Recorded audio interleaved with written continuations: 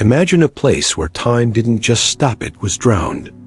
High in the Italian Alps, a lonely church tower rises directly out of the freezing blue waters of Lake Reschen.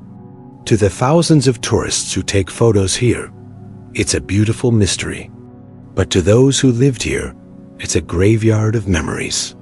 Beneath this surface lies the remains of Curon, a village that was intentionally sacrificed. In 1950, despite desperate pleas from the residents, the authorities closed the gates and the water began to rise. Homes, streets, and centuries of history disappeared in a single week.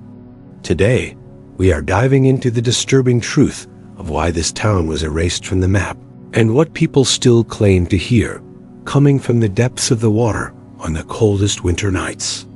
Before the water, there was life. Curon was a vibrant community of over 100 families.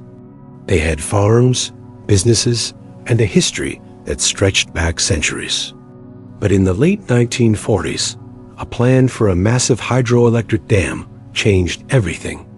The government's plan was simple but brutal: merge two natural lakes into one giant reservoir. The only problem? Curon was exactly where the new lake would be.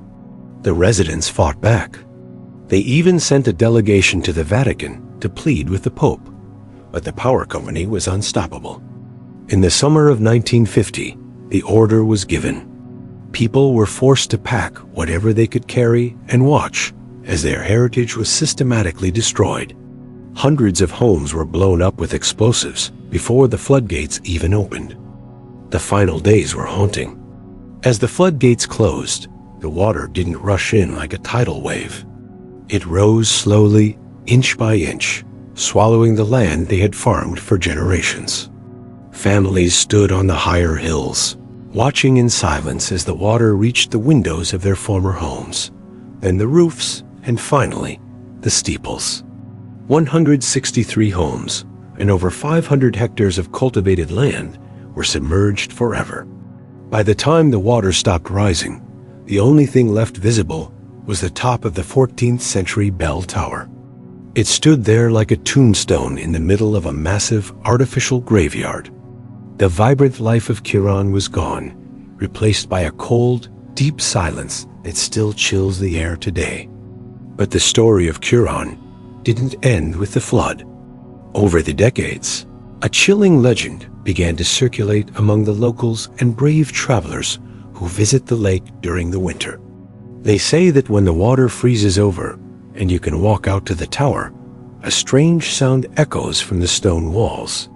Locals claim they can still hear the church bells ringing from deep beneath the ice, calling the faithful to a mass that hasn't happened in over 70 years. Technically, this is impossible. The bells were actually removed from the tower on July 18, 1950, just weeks before the town was drowned. Yet the stories persist.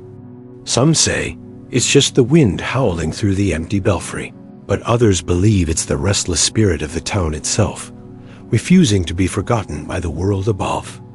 Today, the Tower of Curon stands as one of the most photographed sites in the world, but few who visit understand the true weight of the water beneath their feet. When the lake is lowered for maintenance, the ruins of the original village occasionally resurface, revealing ghost-like foundations and broken walls that have been hidden for decades. It's a haunting reminder of how easily progress can erase a community. The tower wasn't left there to be a tourist attraction. It was left because it was too massive and symbolic to be destroyed. Now, it serves as a silent witness to a forced migration and a warning of what happens when the needs of the many drown the rights of the few. It is a place of undeniable beauty, but if you look long enough, you can still feel the grief of the families who lost everything to the rising tide. In 2021, something extraordinary happened. The lake was temporarily drained for repairs to the dam's infrastructure, and for the first time in over 70 years, the ghost of Curon walked the earth again. As the water receded, the foundations of the homes, the stone steps of the old cellars, and the remains of the original village walls emerged from the mud. It was like a time capsule being opened in front of the world. Thousands of people flocked to the site, walking among the debris of a town that had been underwater since the end of World War II. Seeing the jagged stones and the outlines of the kitchens where families once gathered was a chilling experience. It proved that even though the water can hide the past, it can never truly wash away the history that was built by hand and heart. Today, the 14th century Tower of Curon stands alone, a silent, stone survivor in a world that moved on without it. It is more than just a landmark. It is a monument to what is lost in the name of progress. When the sun sets behind the peaks and the shadows stretch across the water, the tower looks less like a tourist attraction and more like a warning. It reminds us that every place we call home, every street we walk, has a story that could one day be submerged by the tides of change. So the next time you see a beautiful place, remember Curon. Remember that beneath every calm surface, there might be a world of secrets waiting to be heard. If you ever visit this lonely tower, stay until the wind picks up and listen closely. You might just hear the bells that aren't supposed to be there, ringing for a village that refused to die.